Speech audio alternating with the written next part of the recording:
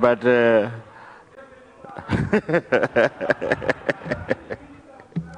And the Minister of Local Government should find the resources immediately and build this country. In Jesus' name, get your blessings. Dedza Mayani, your turn. Mr. Speaker, sir. That prayer there, Mr. Speaker, from Murumpi. Mr. Speaker, sir, I just wanted to say thank you for your office for recognizing the people of Dedza Mayani to add a voice according to this ministerial statement by the able minister responsible for disaster management. Mr. Speaker, sir, at first I was somehow puzzled by the name itself, Dodima. So I was trying to look at what it means. And it's a disaster Department of Disaster Management. So I was looking at some technical issues. But then I was rescued when I looked at what created Dodima. It is an act of 1991 that he created, and it's called the Act on Disaster Preparedness and Relief. So the word I was looking for was actually the preparedness. As a nation, it looks like we have somehow forgotten that these disasters will always be there. And according to the studies, they will be increasing in frequency and intensity. And I underline those two words. Where we are going now, the disasters will become more frequent and they will be getting more severe if the current climate situations doesn't change.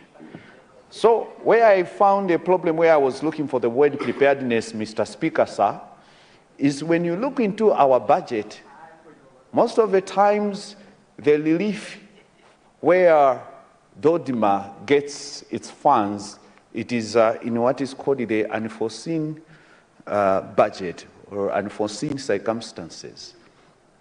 Over the past years, the funds which go there, most of the times you realize at one time it was 2 billion, the other time it was extended to about 4 billion, and then it was increased. I think the highest they got was 10 billion. So we are investing 10 billion in things which we know that the disasters will be getting worse and worse. And according to this situation, let me bring to your attention, Mr. Speaker, sir, that I'm glad that Dedza has been included on that list in his statement. My constituency currently, not just these rains, but from a month ago, Dedza experienced the heavy rains once again, and we lost 4 transformers in just 1 week. As I'm speaking, 6 transformers in Dedza have been damaged by the excessive rains, which were accompanied by lightning. And when we started following up on with Eskom, we are learning that Eskom has no transformers as we are speaking. Eskom has no spare transformers. And we have what we call Chipanya Health Center, which is a rural hospital. It's a mission, and it is at the Roman Catholic Chipanya Parish. There, it's now a month. They have no electricity because Eskom has no transformers. And we have also a technical college at Mponde, no electricity. The students are failing to learn to use all the other electrical gadgets because Eskom has no transformers. And I was also trying to check in other records. It looks like in Lilongwe alone, as a district, there are about 36 damaged transformers. So if you combine Dedza and Lilongwe, 42 transformers are required. But as I'm speaking, Eskom has no transformers. So what I'm trying to say is about disaster preparedness. We know poles will be damaged. We know ESCOM poles will be damaged whenever there are excessive rains. But from the other records, I'm also learning that even ESCOM doesn't have poles. I stand to be corrected. But when I'm looking at the Act itself, where it was talking about disaster preparedness and management, it is, I'm dwelling much on the preparedness aspect of it. That as a nation, it looks like we are not preparing ourselves for what we are going to face. If I may ask, even in his ministry, what money has been reserved to repair the roads as soon as possible for rehabilitation, then you realize that we don't have that funds for that preparedness. A disaster is a multi-sectoral issue, and I do understand the efforts that the government is doing, but on the other hand, myself as also a chairperson responsible for social issues, when these disasters happen, the most vulnerable and marginalized groups of people are the ones who suffer the most. For example, if a disaster strikes, then it's the children who are going to be chased from their primary schools, because now the adults will want to have shelter in those spaces. Unfortunately, the school calendar will not wait for those who were under a disaster. So it means those children will suffer. And if you look at the many causes of disaster, you realize that it is associated with climate change. So, Mr. Speaker, sir, I wanted to emphasize on the need of collecting more taxes on issues that damage the environment. Because I've seen some countries are paying what are called the carbon credits. This is a good development. But locally, we also must look at other issues where we can correct such kind of levy so that we can have enough funds for Dodima. Where, if you may follow me clearly, the point I want to emphasize is we are not investing so much in disaster preparedness, and we are trying just to react whenever the disasters strike. Let me concur with my colleagues who have mentioned the easiest window, which could be CDF. You know, the act when you talk about a disaster, you can only declare a disaster. They say if I'm not mistaken, it's when about 10 houses or 10 households have been affected. So in our constituencies as members of parliament, even when 4 people have been affected or 4 households, the people turn to the member of parliament because for them, they have a problem. But the government will say, we cannot come there to react as Dodima because you don't reach the number which helps us to declare that it is you have a disaster. So my problem is there. So if the CDF could have that window to make sure that it addresses some of these issues, and in that way, it might help us as a nation to work better towards disaster management. Thank you very much, Mr. Speaker, for allowing the people of the Zamayani to participate in this, and especially my appeal is on the ESCOM to be prepared for the disasters. Thank you very much. Thank you, the Zamayani, Mulanje Central.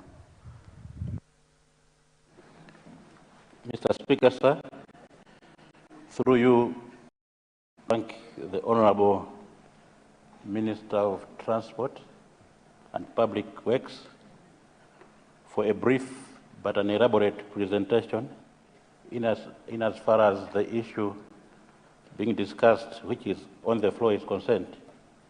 I just wanted to add my voice to whatever some other honorable colleagues have presented.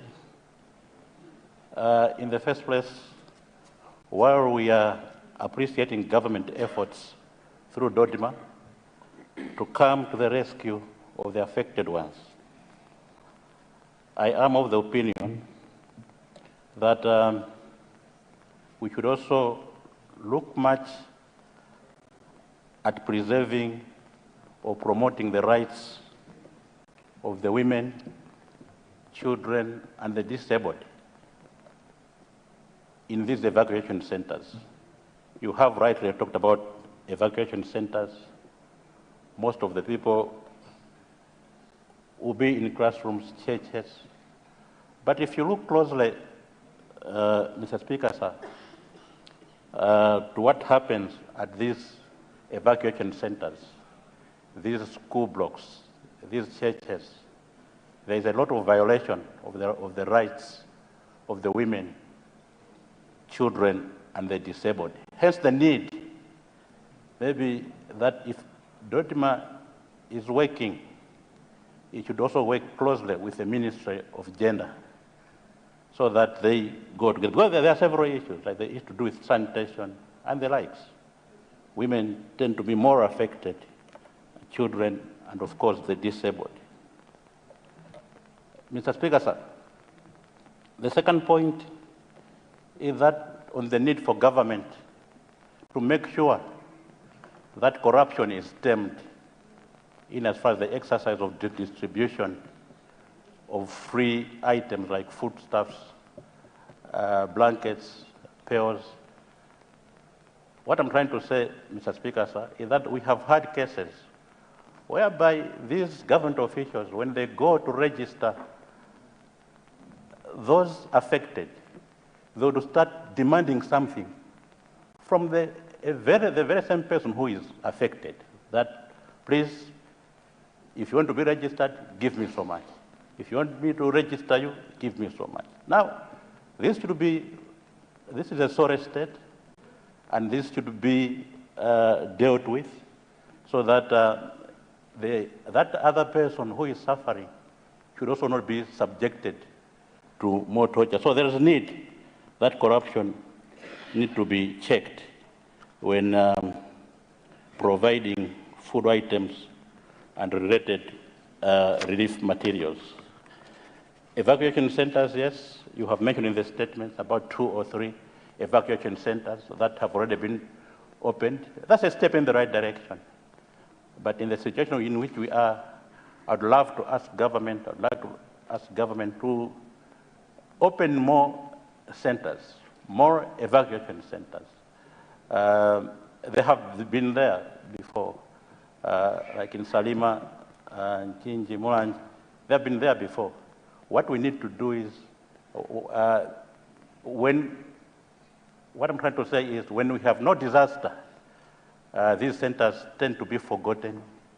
They are closed at will, no checking of their quality. Roofs might have even collapsed at these evacuation centers. Now, let the government, through Dodoma or any other related government agency, look into that we open these evacuation centers, because if we emphasize much on the evacuation centers, we'll not have a situation whereby schools are closed during this critical period, because it's a general feeling that whenever we have a disaster, what happens is the affected ones flock to schools, and schools get closed in the process.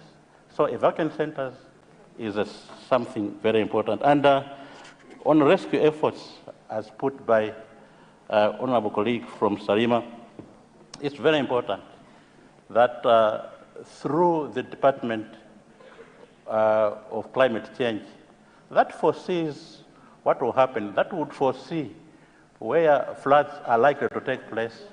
I think in a way of preparedness, as again said by honorable member for the Mayan, we need some equipment, apparatus, speedboats to be sent in advance to such an area in preparedness for anything, so that when a disaster strikes, the boats should be in the vicinity.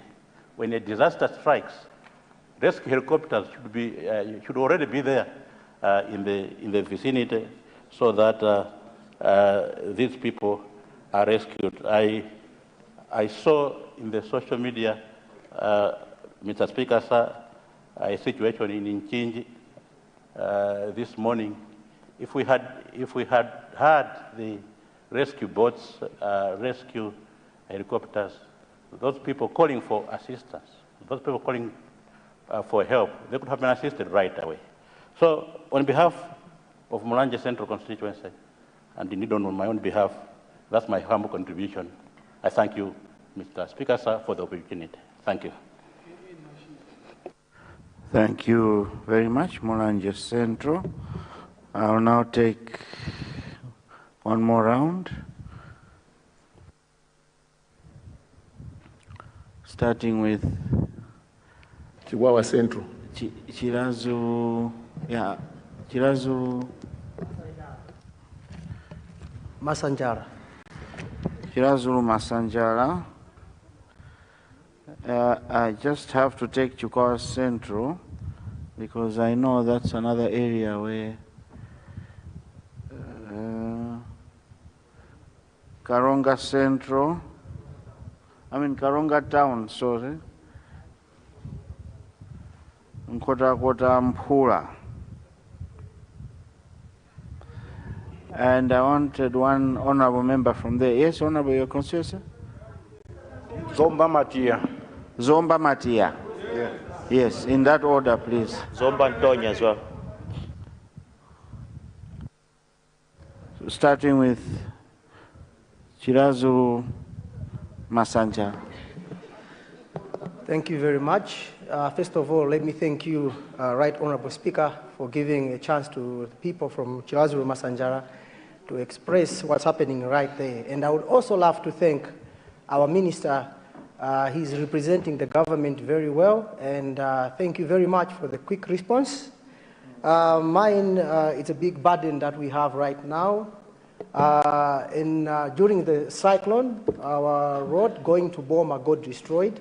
So with this disaster, it is completely done. We cannot use it anymore. So as I'm speaking right now, I've already sent my guys to get huge stones as a temporary measure so that we should keep it for our people to use it. And our hospitals, ambulances are not going through because our road is very bad. So I really wanted to ask for a quick response towards Chirazu Masanjara because we have faced a lot of challenges, and this is one of the things that is really on our neck. And tomorrow, I might not even be here.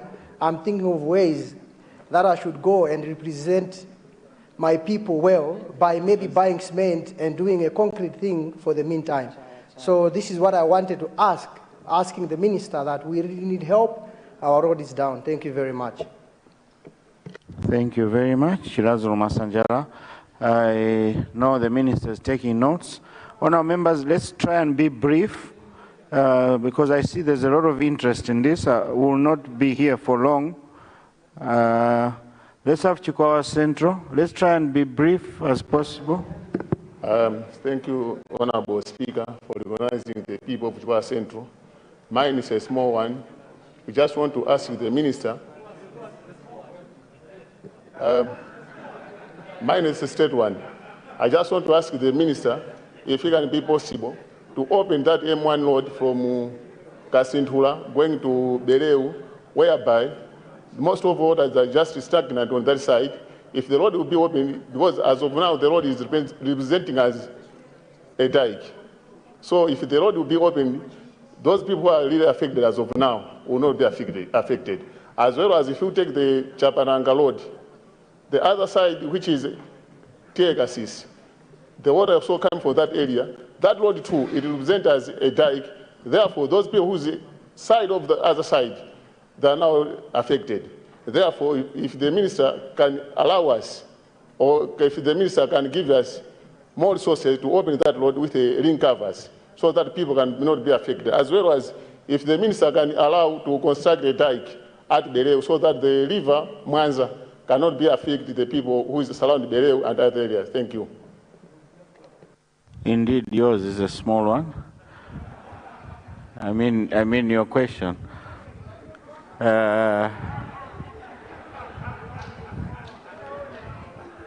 Thank you, Chukwa Central. Let's now go to Karonga Town. Thank you very much, Honorable Speaker, for giving a chance to the people of Karonga Town constituency.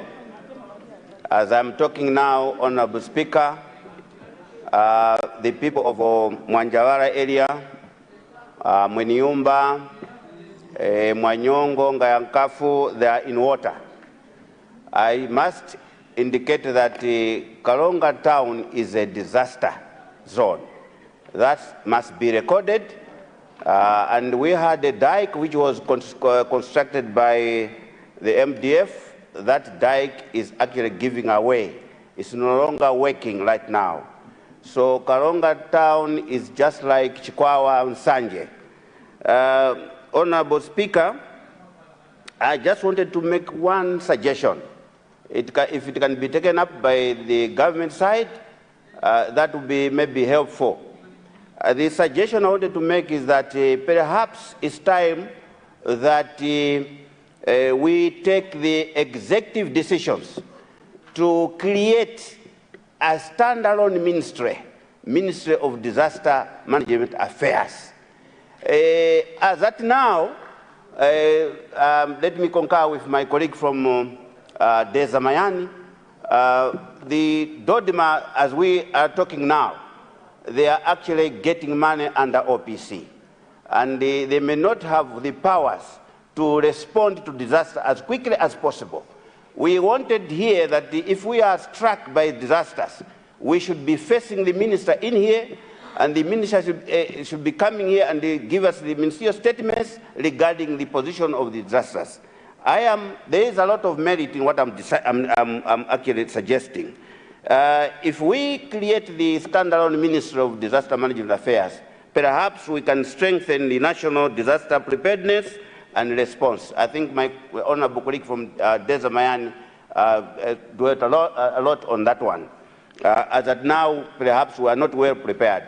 As I'm talking now in Karonga, when we talk to our colleagues in the district who are actually managing the disasters, they don't have anything to actually respond quickly to the disasters that actually have affected us. The other merit that I'm actually looking forward is that perhaps we may have improved coordination during floods or droughts or cyclones. Honorable Speaker, you may look at the trend as at now. Last year we were hit by droughts, prolonged dry spells. Now we are hit by heavy rainfall. The other year we were hit by Cyclone Anna. The other year we were hit by Cyclone Gombe and Cyclone Flede. So it means that with the climate, maybe climate change scenarios, these things have come to stay. So as a country, we need to be prepared as well. So that's why I'm proposing a standalone Ministry of Disaster Management Affairs. It could help the country very much. And more over and above that, and we can also attract the international donors who could actually channel a lot of resources into that ministry to respond to the disasters. Honorable Speaker, let me stop here. Since you said we should be brief, mine has been very brief, more than what Chikwawa Central indicated. Thank you. Thank you. Karonga Town, you made a reference to Dezakasina, but unfortunately he's fast asleep. He needs someone to wake him up.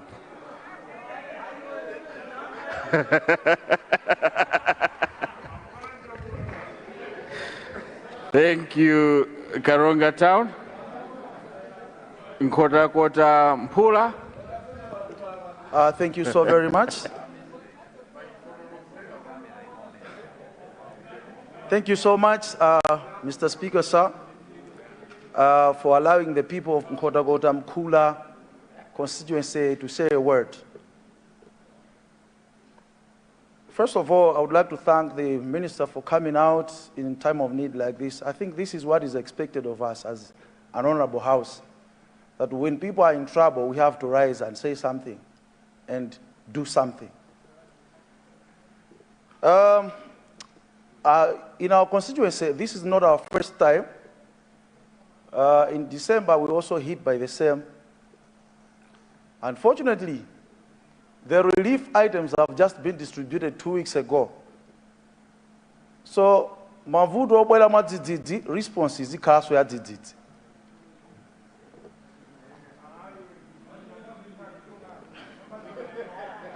If it wasn't for Apostle Gawinga of Salvation for All Ministries and Ale Megezege, the Burundian national, coming to our rescue, we could have been saying by now, the only response has come after close to 3 months, which is not on.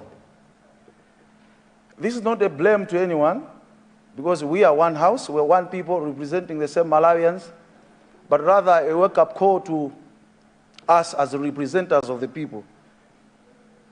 And I would like to put an echo on what my fellow MP from Salima. Decentralization will be of utmost importance, because this has happened, the late response has happened because we were waiting from the central government. So amene akuva mimba and amene amatsegula chitseko. I feel the council is closer to us, but the central government is a little bit far from us. So if we are to do the decentralization, I think little by little we'll be taking a good and a powerful direction. I submit. Thank you so much. Thank you, Nkhotakota Mphula. Zomba Matia. Thank you very much, Mr. Speaker, for recognizing the people of Zomba Matia, formerly Zomba GC, to comment on this very important issue. Let me thank the Minister for responding to this. Zomba Matia is one of the very big affected area. As I'm talking now, 2 people have been laid to rest today after they were missing for 2 days. The search was done for 2 days. They were only discovered today, and the burial has taken place. The sad thing is that a woman who had a baby at the back is still missing up to now. The search is still going on, which is a very sad thing to me and my people in Zomba Matia. Mr. Speaker, sir, let me thank the government for the initiative that they have taken to provide food relief to the people. I request that this should be hurried, because everything in my area has gone with water.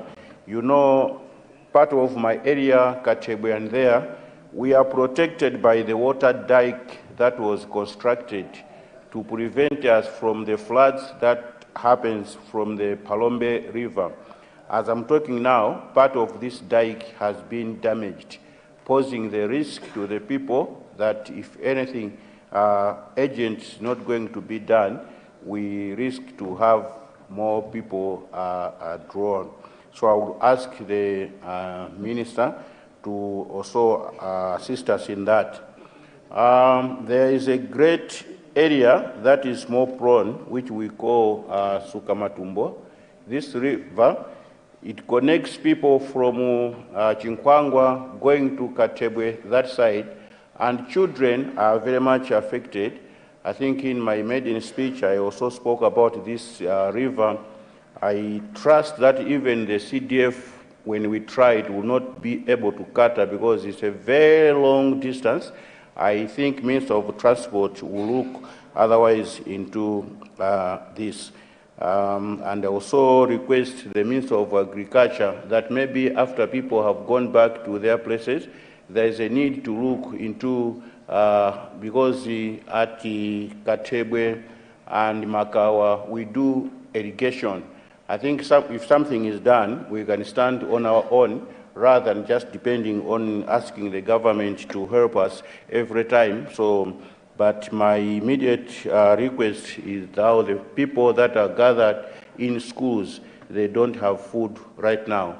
If something is going to be done, we will appreciate. But let me take this opportunity to thank the Minister for the initiative that they have taken. Thank you very much, Mr. Speaker, sir. Thank you very much, Zomba Matia. I see a leader rising.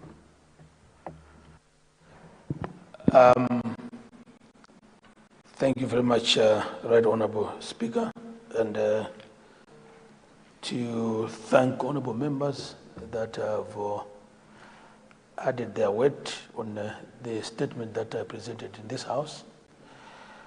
My colleague, the Minister responsible for local government, will provide a broader reaction to these sentiments, but from my end, I just wanted to indicate quickly, particularly to issues to do with Salima, where water had collected somewhere, and just to assure him that the contractor has already gone to site to create some openings so that the water can move away, because that's the water that has been causing problems to the people around Siasia Trading Center.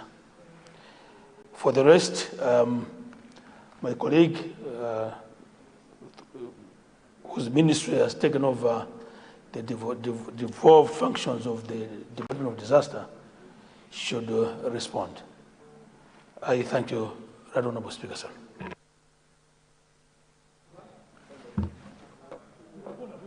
Chituzi chako ndili nacho. Muli chituzi tu. There's a casino. What's going out of order? Good afternoon, Afternoon, brother. Is it in order? I know you, because you are sitting there without reflecting on you, Mr. Speaker, but I know people in Zamba, Chiswe, and Namyango also flooded in the Blantyre and Namyango constituency. So I wanted to speak on your behalf. But also, is it in order for the leader of the House just to answer on part of Siasia, when the disaster is also attaching to, I don't know if it is not disaster, the accidents which are happening along M1 and other roads because of the huge potholes and the water in those potholes, and people are hitting in those and having accidents. I thought he's going to answer that before the Minister of Local Government comes in. I submit, Mr. Speaker, sir. Thank you very much. Indeed, these floods are everywhere, including Club Banana constituency. I see, but I was supposed to give a floor to the Minister of Local Government. Let me just acknowledge Honorable Member from Mulanje West, and then I'll come to you, Honorable Members, after this Minister has responded. Thank you so much, the Right Honorable Speaker. It's not a point of order, but when the Minister of Local Government is responding, is got to know that the information which they have, it might not that, a number of those because of the rain is still raining so heavily. So, for example, Mulanje is 329 households, it might be more than that. And the 73 people who are displaced, they might not that. There are a number of them whereby we are looking forward to see where we're going to keep them. And if you're going to have evacuation centers, the better, because we have a number of data, a lot of data which is coming in. So this is what I wanted to add, the Right Honorable Speaker. Thank you so much. Thank you very much, Mulanje West. Let me give a chance to the Minister of Local Government to say something. Thank you very much, Right Honorable Speaker. And through you, allow me to thank the Minister of Transport who presented this ministerial statement this afternoon. To begin with, let me join the rest of the honorable members who've expressed and pronounced themselves in as far as these disasters are concerned. So many lives, as indicated, have been affected, direct or indirectly, to the extent that as it stands now, it's very difficult to really ascertain to the exact number, as highlighted by Mulanje Nkando, Honorable Member of Parliament. But that be as it may be, the government have done preliminary investigations as presented in the speech, And I will try to summarize, because I think quite a number of members of parliament did really agree on most of the concerns. One of which is the question of decentralizing resources to councils. Indeed, in the past cohort of members of parliament, one of the worries was indeed that when classrooms are blown out, it takes a lot of time for the government to respond, and indeed it causes a lot of problems. The guidelines will tell you, but I have got authority to mention that disaster management has been given a percentage, and a very good percentage, in the CDF. I must mention that I will not mention the names of the members of parliament, and I know two of them who got to me 2 days ago, or 3, and some of them said to me, the percentage you have given to disaster is not useful, because not every constituency will have disaster. That's what he said. And I said, wait, preparedness for disaster, you don't have to wait for it to come in your area. That's why it is called disaster. And as you well know, the disaster ecosystem has got quite a number of pillars. Among them is the prevention, and then preparedness, recovery, and others. Now, I agree with the honorable members who are saying devolve, and I want to assure you that we have devolved, and there are huge sums of money in as far as response is concerned. And you will notice that if disaster in that SECO, in that financial year, has not affected you, that money has been given a blanket as well to say you will be able to use those resources for infrastructure in the constituency that is dilapidated. In that way, you will be mitigating all trying to look forward in case other disasters would come and affect the same. Another issue that has come out is the issue of probably getting in to sort out roads and other infrastructure that has been affected. Truth be told, the rains is really raining heavily, cats and dogs, and non-stop. If we were going to go today and say, let's begin to do A or B, how are we going to do it? Because we don't know the magnitude of more rains that are yet to come. Again, you will find that there are still houses that are collapsing, and that we don't know how far more that will take. That's why councils are on alert. They are getting the data. Meanwhile, the disaster department is deploying and making sure that temporary relief is being sent to areas that must be dealt with. Allow me, as I go, to digress a bit by saying we all here have got to take responsibility when this occurs, and probably before it does. One of the things, for example, you will find that right outside my gate, right outside the road that I drive in, the drainage system is blocked. Water cannot pass there. As a result, the water has got no way but to go into the main roads. And this is right outside my house. The drainage is blocked by muds and whatever it may be. And because I'm passing through my gate, I can't take the liberty of removing those debris to allow water pass. That's a responsibility that all of us must take.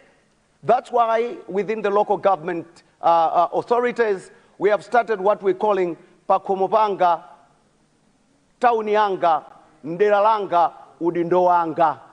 We should get out and begin to take ourselves that responsibility to educate our people. The other challenge that we have is the question of rapid population growth and how we have allowed our people to really construct houses even in areas they are not supposed to. If we remember the issue of Chilobwe Mountain, for example, we lost lives there, but we allowed them to, and it is some of us who really encourage those people to go get injunctions when the city councils, the district councils stops them from constructing in such areas. Another example I'll give today, it is on record that the lake will swell to some levels after some years, whether 15 or 20 years.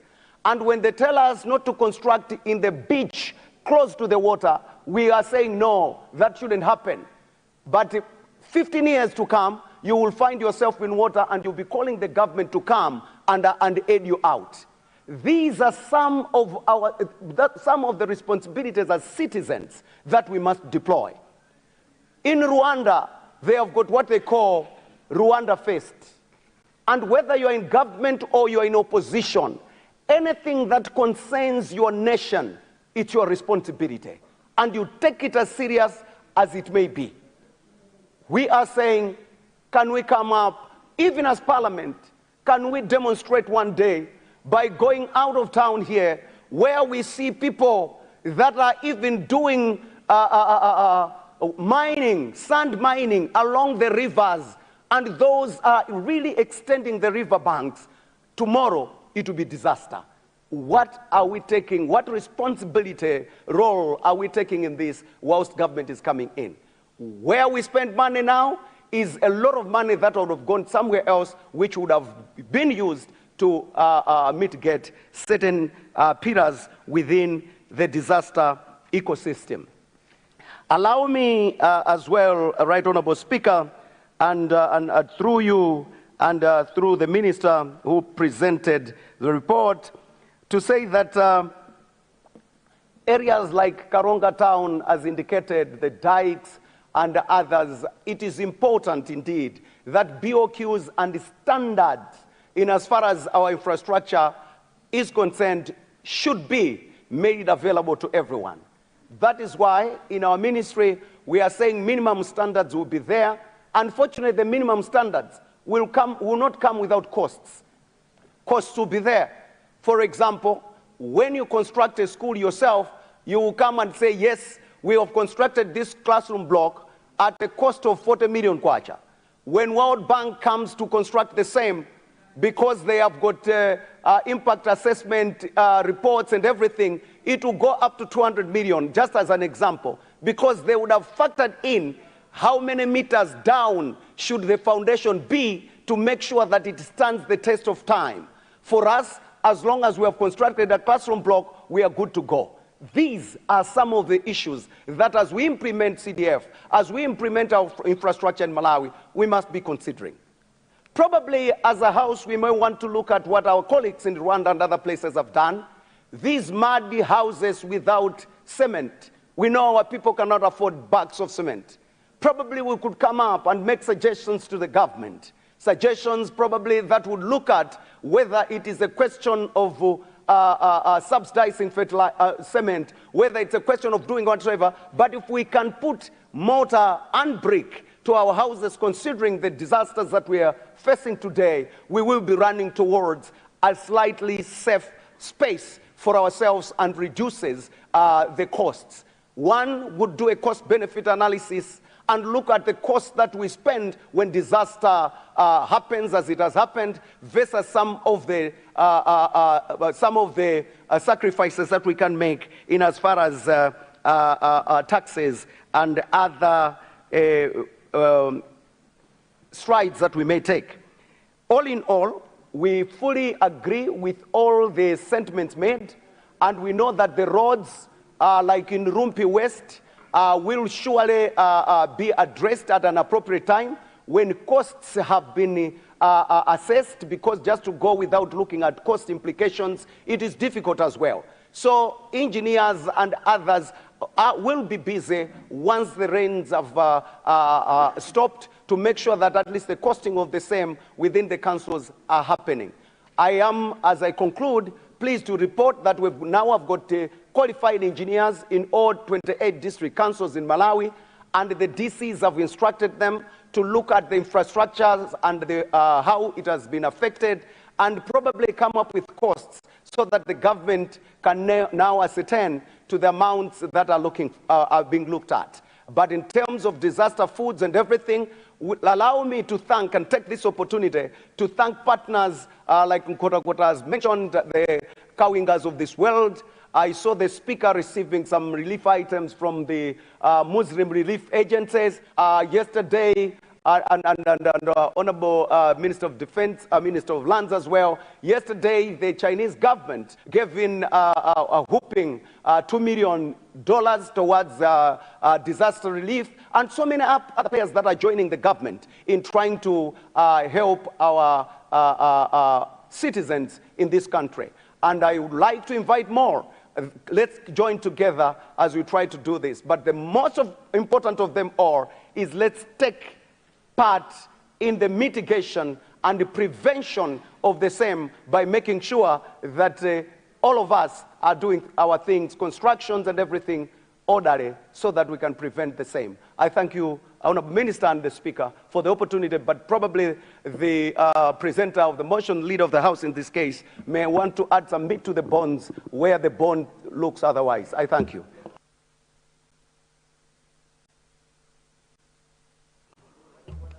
Point of order.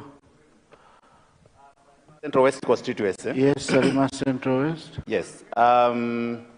In reference to what the Honorable Minister of Local Government has submitted, is it in order, Right Honorable Speaker, that the Minister can specify which type of infrastructure he is talking about, that resources will be allocated for maintenance?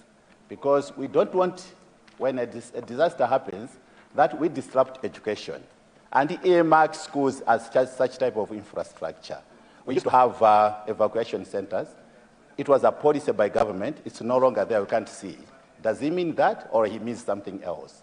Number two, is it in order that the Honorable Minister can specifically pronounce himself? He's talked about devolution of resources that we're discussing. Let's not mix CDF allocation of a percentage for a disaster response and management. We're talking about devolution of resources that have always been managed under the miscellaneous, which is operated under OPC. Can the Honorable Minister confirm that if that is the case that government has taken, OPC shall no longer have resources for Dodoma? That's what we're talking about. Because the Minister has said, yes, he agrees we need to devolve, and it has devolved. I think it's in the process.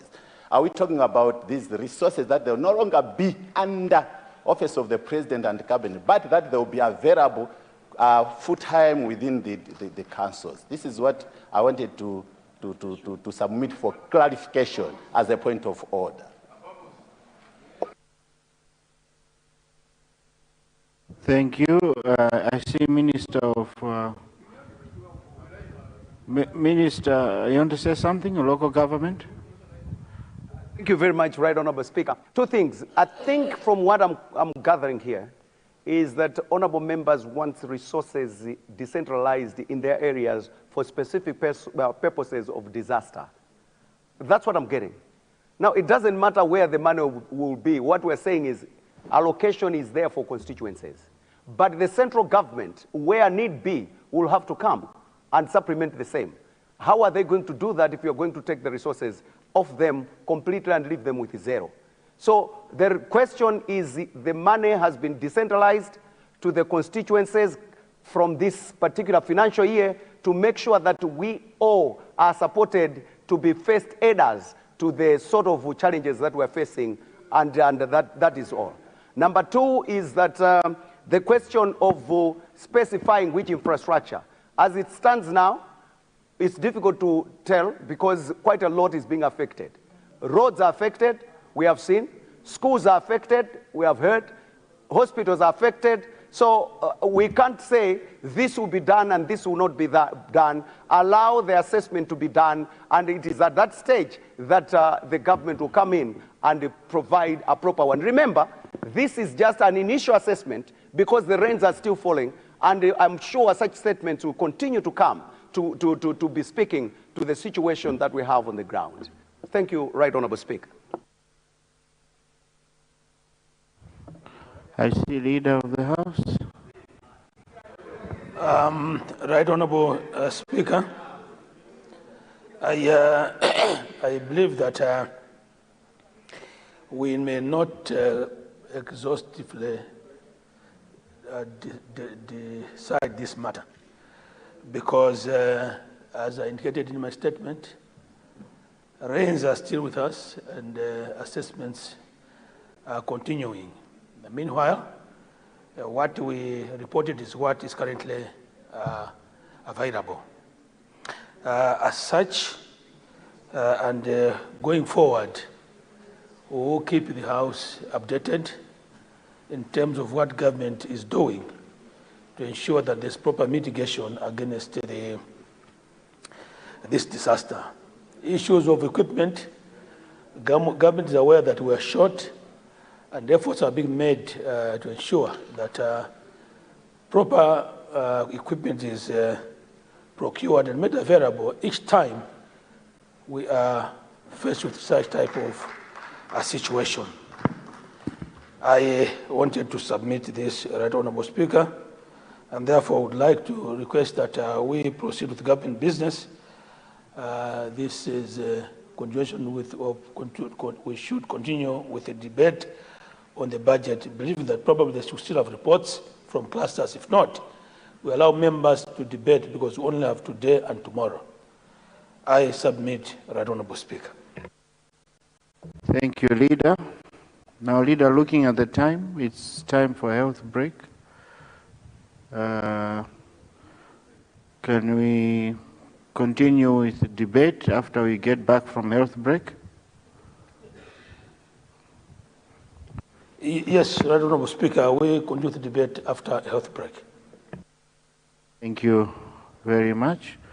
Honourable members, it is now 15:29.